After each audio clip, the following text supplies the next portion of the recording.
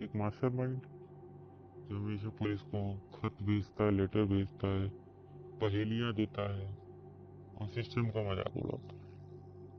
जैसे कि death note में कीरो को आपने देखा हो और बैटमैन में रिडलर। ये सब मजाक एक तरीके से उड़ाते हैं और आखिरी में पकड़ लिए जाते हैं, लेकिन ऐसा रियल लाइफ में नहीं होता। तो ऐसा ही एक केस है जिसमें जापान में एक ग्रुप उभर के आया और उन्होंने खुद को नाम दिया the monster with 21 faces.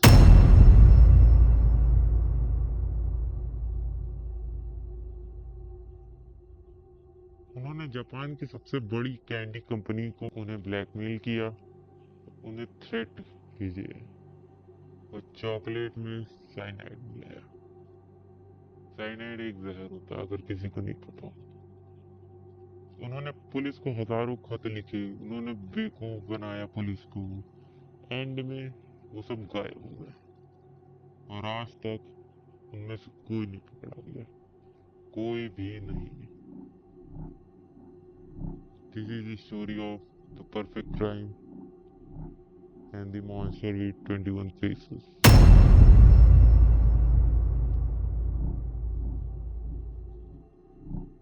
Welcome guys. आज हम लोग बात करने वाले हैं जिलोको मोरिंग नागा केस के बारे में। ऐसा केस जिसने पूरे जापान को हिला के रख दिया। इमेजिन करो तुम मार्केट में चॉकलेट खरीदते हो और डर रहे हो कि उसमें जहर ना हो। यही डर पैदा हुआ था जब उस मॉन्स्टर ने ऐसी न्यूज निकाली थी।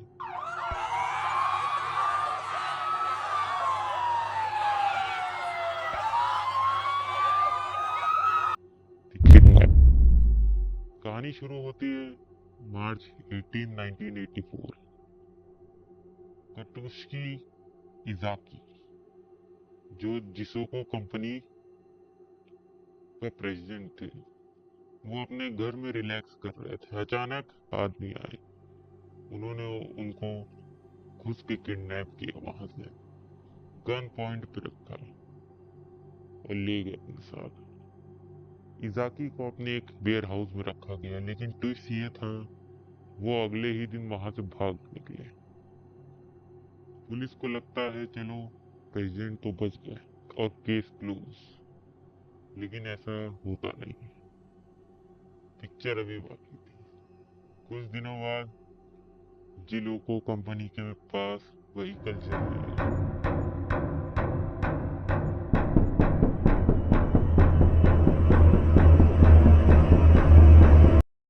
और फिर आना शुरू हुए लेटर्स। वही लेटर्स जिनकी अब हम लोग बात कर रहे हैं। दी लेटर्स। ये क्रिमिनल्स नॉर्मल नहीं थे, ये पुलिस को चैलेंज कर रहे थे। हर एक टाइम, हर एक पल एक लेटर ये लोग भेजते। और सुनो उन्हें क्या लिखा। To the police, are you working?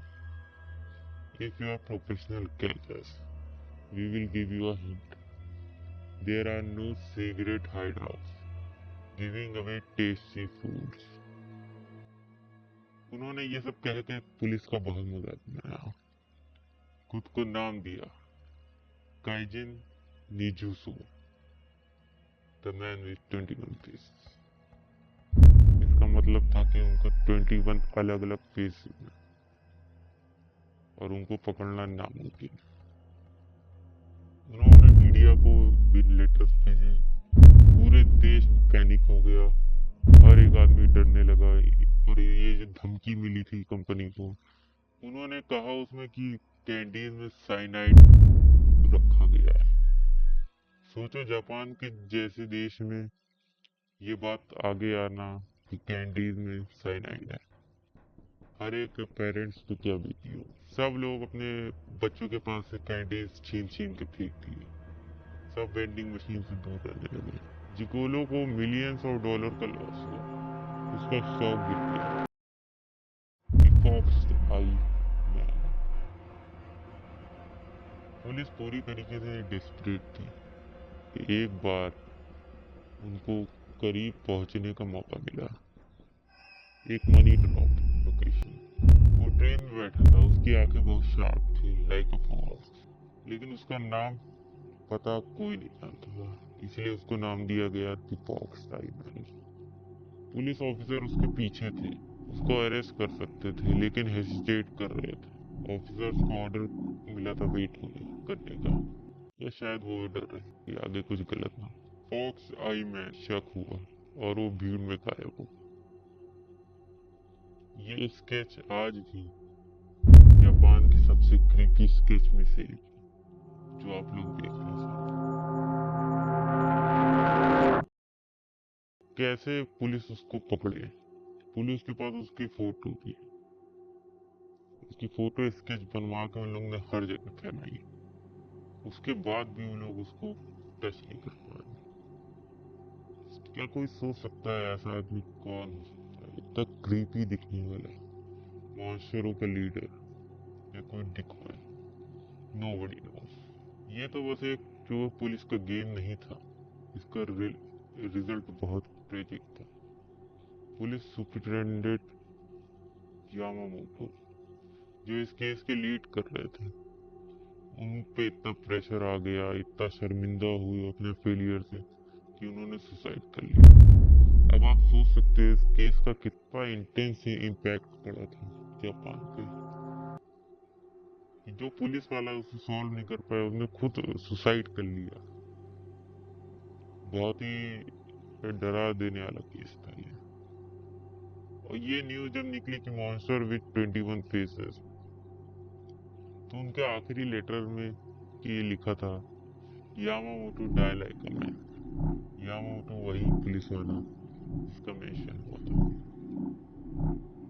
We have decided to give our condolence. We decided to forget about torturing food companies. We are bad guys. That means we have more to the other than bullying companies. It's fun to lead a bad man life. वो लोग उसमें लिखते यही हैं कि वो कैसे Yamamoto की मौत से दुखी हैं, लेकिन वो टॉर्चर करना चाह रहे थे फूड कंपनीज को, और इन लोग को ये बुरा इंसान बनने में बहुत मजा आती है, लाइक अ साइकोपैथ।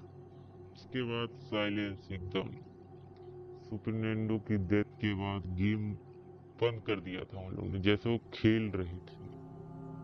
अब जब कोई मर गया तो उन्हें खेल खत्म कर। इस केस को आज 40 साल से ज्यादा हो गए। स्टैचू ऑफ लिमिटेशन होता है जापान में। अगर पुलिस कुछ सालों तक क्रिमिनल को नहीं पकड़ पाती तो केस एक्सपायर होगा।